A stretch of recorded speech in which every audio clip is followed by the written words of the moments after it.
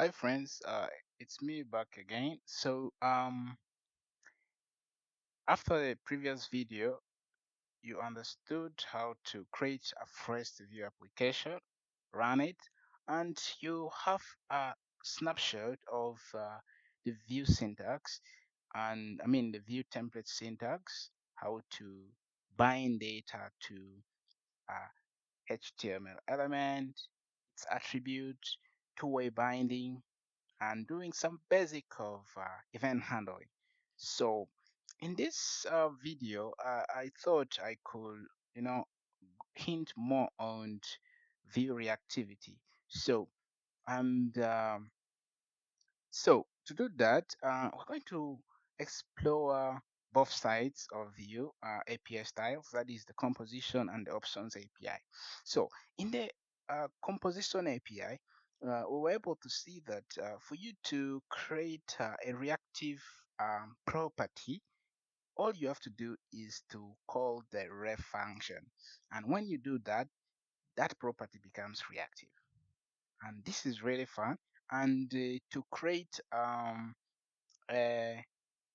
to do operations on it, you need a function that can manipulate its content here and there, and that content can be updated. Okay, in composition API, this is how we declare functions. You can declare function, you can add another function here if you want to, and let's say it's let's say okay, new name update, something like that, and that's another function. So you can define its you can give its declaration here if you want to, and this is basically it. So reactivity in the composition API is the key idea is this ref. So inside here you can declare a property of any type. It can be a string, it can be boolean, it can be a number, it can be an object, it can be an array, it can be anything you want, and you will achieve reactivity. But today I feel we should go more and look at the options API. And in the options API, we don't actually need to import anything. So, but we're going to first of all export default. So the option API requires this export default for it to work.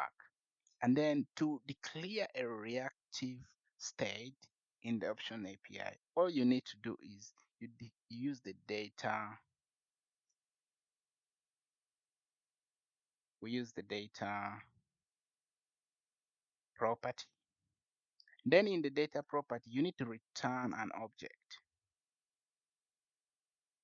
So, and then inside here, so I'm just going to repeat exactly almost the same example we had previously. And I remember we had two variables, that was name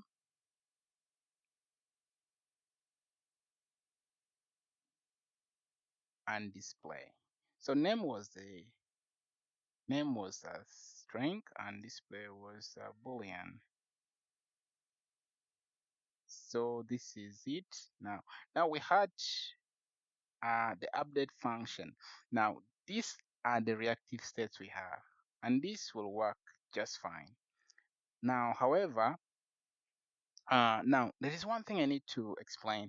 In the previous video, I hinted clearly that if I'm to update the value of the name reactive state, I need to call that dot value onto it so that I can actually access the content. But in the options API, on the other hand, all you have to do, let's so in the options API, you don't outline your methods the way we did before. You have to create, you need to type here the method options colon, and then you open up an object, and then here you are going to be listing your methods. So the first one we're going to do is update name, which is required here. And update name doesn't take any argument. Now in its content, we were updating this and converting this to capital letters. Now instead of saying name dot value, I'm just going to say this dot name equals to this dot name, then to upper, and that should do it. And that's it. So I've now please run your. I'm going to run this.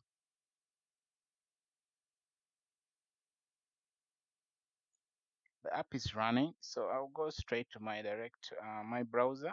So when I'll reload it, now you can see my data attributes are working just fine, and and even remember when we did the event binding and we added that change that so that it updates the content to uppercase. You can see everything is just working seamlessly as the previous one.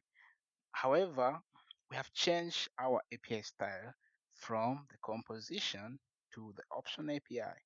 So one very important thing you need to remember, in the options API, we declare our reactive state inside the data option, and then all your methods has to be inside the options, I mean the methods option. And then you list your methods here, you separate them using commas, and then you can define another one, new name, update, new name, update, and it will also, and then you can give it definition here, and then you can give another comma. So you list all your methods there, and as easy as that.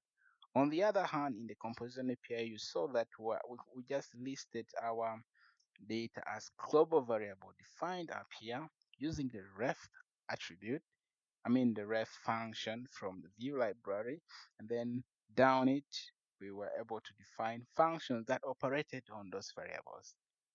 So those two are really different, but ideally this is how we manage reactivity in Vue.js.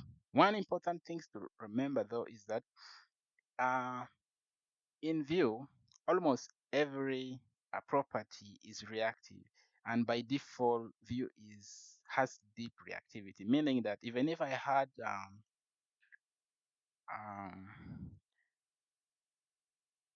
an object here like form where I have like a couple of key values. Let's say we have name, and then we have phone number,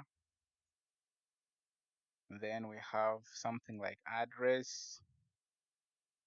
So even if we do this, so if by any chance address changes, this will trigger uh, uh, Vue to update the content, because we say Vue is deep reactive, meaning that even nested elements, even if I had another nested